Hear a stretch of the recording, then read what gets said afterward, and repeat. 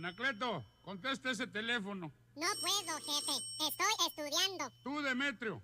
Yo tampoco puedo. Estoy haciendo mi tarea. ¡Pánfilo! ¡Contesta el teléfono! ¡No puedo, jefe! ¡Me estoy bañando! ¡Sálgase y contéstelo! Todo yo. Bueno, tiene el número equivocado. Ese teléfono parece